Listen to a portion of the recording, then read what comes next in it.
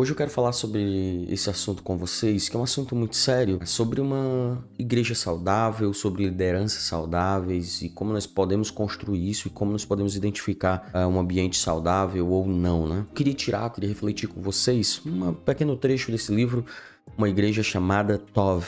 Eu não vou fazer aqui um resumo do livro, não vou falar sobre o conteúdo inteiro do livro, apenas uma parte para que a gente possa refletir. Não é tão difícil assim de nós estarmos conversando com algumas pessoas e a gente identificar algumas vivências de igrejas muito tóxicas, assim, muitas lideranças tóxicas. Obviamente que a gente sabe que existem pessoas verdadeiras, líderes verdadeiros, comunidades que tentam encontrar ali um ambiente que de fato represente o evangelho, que de fato façam com que as pessoas tenham esse lugar, esse ambiente propício para buscar juntos como comunidade Jesus, mas infelizmente nós sabemos que existem os maus, né? Infelizmente eles causam muitas dores, feridas e mágoas em muitas pessoas. Aqui na página 112 do livro, ele fala sobre o circuito de Tov, o cultivo de hábitos de bondade, cultivar a semelhança a Cristo, resistir à cultura de líder. Quando ele fala em cultura de líder, não acredito que aqui os autores, eles estão dizendo que não deva ter líderes na igreja. Até porque a Bíblia fala de liderança, mostra-nos lideranças e elas são necessárias. Mas quando vai falar aqui sobre uma cultura de liderança, que o autor está querendo demonstrar aqui, é aquela cultura onde a igreja ela vive em subserviência àquele líder. Existe, mesmo que não tão claro assim, um verdadeiro culto à personalidade do líder. A igreja ela gira em torno daquele indivíduo. A igreja aponta para aquele indivíduo. Existe de fato um culto, um colocar ele em uma espécie de pedestal onde ele é o indivíduo máximo. Não é uma liderança que é colocada para servir a igreja, mas é uma igreja que é colocada ali para servir aquele líder. E isso é algo muito ruim. É o palco para verdadeiras lideranças tóxicas, para líderes que usam as pessoas, que se acham os donos da igreja, os maiorais, aqueles que estão acima de todos, que suas palavras não são questionadas e que todos devem respeito, devem segui-lo de forma cega. E eu sempre gosto de ressaltar, não é que não devemos respeitar, não é que nós não devemos seguir os líderes, de forma nenhuma. Mas os líderes têm que estar submetidos à palavra de Deus e que têm que entender que estão ali para cuidar de algo que não é deles, cuidar da igreja de Cristo. Bom pastor, o pastor mestre, o cabeça da igreja é Jesus e eles estão ali para servir a noiva de Cristo. Cultivar serviço, resistir à cultura de celebridade. Outro ponto muito comum hoje em dia, né? Termos verdadeiras celebridades dentro da igreja, dentro do corpo de Cristo. E obviamente que algo que é natural é termos pessoas mais conhecidas.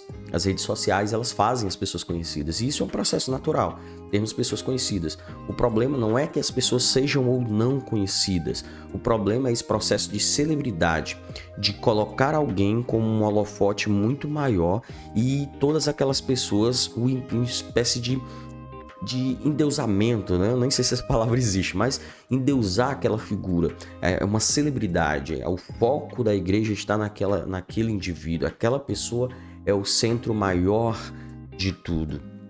E esse é um verdadeiro problema, e é um verdadeiro problema porque quando nós colocamos todas as nossas expectativas em um indivíduo, quando aquele indivíduo cai, toda a nossa estrutura, o nosso castelo de areia que nós imaginamos vão cair também. É necessário que a gente entenda que a luz maior é Jesus. Na igreja de Jesus, todos nós fomos lavados pelo mesmo sangue. Todos nós fomos lavados pelo sangue do Cordeiro. Nós temos que entender isso para que haja no nosso meio uma cultura saudável de igreja. Cultivar a justiça, resistir à cultura de lealdade. Mais uma vez, o autor não está dizendo que não devemos ser leais uns aos outros, aos líderes, mas nós temos que ter cuidado porque essa palavra lealdade ela é colocada muitas vezes como um objeto de alienação. Faz com que as pessoas não questionem ou se submetam a certas situações em nome desse tipo de lealdade. Há uns anos atrás, nós tínhamos a infalibilidade papal. Os papas são inquestionados, não podem ser questionados. Os papas, eles não mentem. Tudo que os papas colocam é da vontade de Deus e ninguém questiona. E existe sim um vestígio muito forte ainda dessa infalibilidade. E dentro das igrejas evangélicas nós podemos encontrar isso também. Isso é usado por muitos para te colocar como um objeto a se submeter a certas condições que você está vendo que são contrárias à palavra de Deus, ou que te colocam em uma situação desconfortável, ou que você não queria estar ali, e que você percebe que a Bíblia não te manda estar ali, ou que não te manda fazer aquilo, e você se submete àquilo em nome dessa lealdade. Nós temos aí que está sendo muito conhecido no Brasil especificamente, que é essa paternidade espiritual, que é essa cobertura espiritual, e isso é usado muitas vezes para realmente tornar essas pessoas alienadas. Se você sair do meu controle, você não vai estar debaixo de bênção, você vai estar debaixo de maldição. Isso é palavras muito pesadas e que geralmente estão vindo de lideranças tóxicas. Cultivar veracidade, resistir a narrativas falsas, conhecer Yom Kippur, formar uma cultura de veracidade. Nós precisamos sempre trabalhar com a verdade. Aqui nesse livro ele vai falar sobre várias situações onde líderes, ele vai até nominar alguns em que os casos foram de fatos apurados, em que líderes eles colocam narrativas falsas, questionam a santidade dos seus acusadores, eles colocam em xeque a reputação daquelas ou daqueles que os acusam. Criam narrativas falsas, narrativas para tentar sustentar aquele castelo onde eles são colocados como personagem principal e não Cristo. E nós temos que ter cuidado com isso, porque a verdade nos liberta, mas a mentira nos aprisiona. Priorizar pessoas. Resistir à infiltração institucional. Pessoas são mais importantes do que coisas. As pessoas, elas são maiores do que estruturas, são maiores muitas vezes até do que as causas. O Evangelho veio para nos fazer viver em comunidade, apontando para Jesus como o centro de tudo. E muitas vezes a estrutura, o serviço, é colocado como maior do que as pessoas.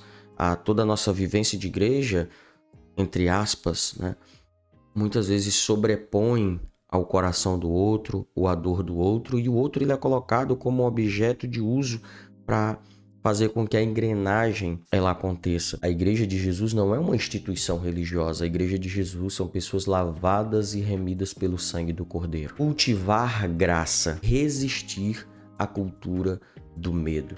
Como eu falei anteriormente, outro ponto muito comum é tentar impor medo. Se você sair debaixo da nossa liderança, você vai estar debaixo de maldição. Se você não fizer aquilo que eu mando, você está debaixo de maldição. Se você não ouvir aquilo que a gente está impondo, você está debaixo de maldição. Olha, nós somos orientados por Deus, e se você não está ouvindo o que temos a dizer, então você não está debaixo da orientação de Deus.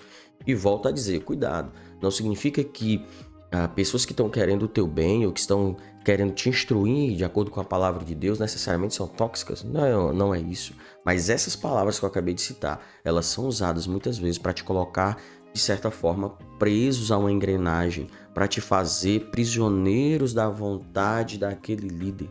Porque quem é que está querendo ir contra a vontade de Deus? Então, o medo, ele é colocado, muitas vezes Deus ele é colocado como esse ser cruel que vai te amaldiçoar se você não seguir a cartilha.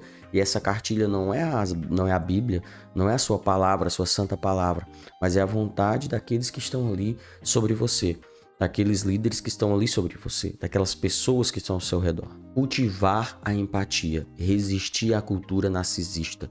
Nós temos que ter muito cuidado, porque muitos líderes são narcisistas e apontam para si, não aceitam que outros possam sobressair, possam ser reconhecidos, não aceitam que outros possam ser tão bons quanto eles e começam a ficar com seu ego ferido, porque não são narcisistas, eles querem estar no centro de tudo. Um líder não é aquele que é melhor do que aquelas pessoas que ele está liderando, mas é aquele que muitas vezes sabe que o outro é melhor do que ele em muitas coisas, mas tem um coração disposto ao reino, pronto para entender que ele vai fazer com que aquela outra pessoa ajudar no que for necessário para que aquela outra pessoa vá mais longe do que ele foi capaz de ir. É aquela pessoa que tem o seu coração voltado para o reino de Deus, e por saber que o reino de Deus vai ser vai progredir, que o reino de Deus vai ganhar, ele vai plantar no coração daquela outra pessoa para que ele possa ir mais longe, ou que ele possa fazer coisas que ele mesmo foi incapaz ou é incapaz de fazer. Porque o reino de Deus é composto de pessoas que têm habilidades diferentes, que têm capacidades de fazer coisas diferentes. Isso não significa que um seja melhor do que o outro, mas significa que nós somos um corpo. Essa é a linguagem que o apóstolo Paulo colocou. Somos um corpo, cada um com funcionalidades diferentes, né? Tem aquela linguagem que o apóstolo Paulo coloca, imagina isso, a mão que é sem o pé, enfim, ele começa a colocar esse jogo de palavras, uma parte do corpo querendo ser outra, para tentar mostrar que confusão seria, porque cada parte do corpo é proposta, é colocada especificamente para fazer algo, e nós somos da mesma forma no reino de Deus, colocados para fazer algo específico para o reino de Deus. E um líder que não entende isso e que tem uma ideia muito narcisista, uma igreja que é colocada como sua, e esse sentimento de pertencimento sobrepõe a ideia de que Deus é o dono da igreja e se coloca como um ser que agora vai usar toda a estrutura, vai usar as pessoas como marionetes, não um uso aqui bom, mas de fato um uso negativo, usar as pessoas sim como marionetes, não para fazer o reino de Deus, mas para fazer a sua vontade, para que o seu nome seja engrandecido. Aquele líder que quando o seu nome não está sobre tudo, ele fica magoado. Aquele que quando uma outra pessoa consegue ir além, ele fica magoado. Então a intenção é que o seu nome seja exaltado sobre todos os nomes. Não é o nome de Jesus. Lembra lá que a gente falou sobre a cultura de celebridade? É celebrar um nome, celebrar o seu nome. Quando o seu nome não é celebrado, nós temos aí um coração que é capaz de fazer tudo para tentar fazer com que as pessoas o reconheçam, inclusive derrubar outras, para que não tomem o seu lugar. Eu indico muito a leitura desse livro, Uma Igreja Chamada Tov, a formação de uma cultura de bondade que resiste a abusos de poder e promove cura. Como eu falei, esse livro, ele é um livro que vai falar sobre vários casos específicos que já foram para a justiça, que já foram comprovados, e ele vai trazer biblicamente o que é ser uma igreja Tov, uma igreja que tem uma cultura de bondade. Todo líder deveria ler esse livro. Mas também entenda que uma igreja, a cultura de uma igreja não é formada só pela liderança que está à frente, mas é formada também pelos seus membros. Nós, os membros que compomos essa igreja, também fazemos parte dessa cultura. Nós influenciamos e compomos juntos uma cultura. Perceba se você acha que está passando por algum problema, por alguma estrutura tóxica, alguma liderança tóxica. Medite na palavra de Deus, medite nesse livro, busque aconselhamentos para que você não tome nenhuma decisão precipitada ou tenha alguns entendimentos equivocados, para que você de fato entenda se você está diante de uma situação como essa. Se esse vídeo que eu falei, esses pontos se encaixaram com a sua vida, muito provavelmente a sua realidade de igreja, realidade de liderança, você está debaixo de uma liderança tóxica. E vamos trabalhar juntos como comunidade do Cristo para criar ambientes de igrejas, ambientes religiosos em que essa Tov prevaleça, esse ambiente de bondade prevaleça, e não um ambiente que machuca, mas um ambiente que cura.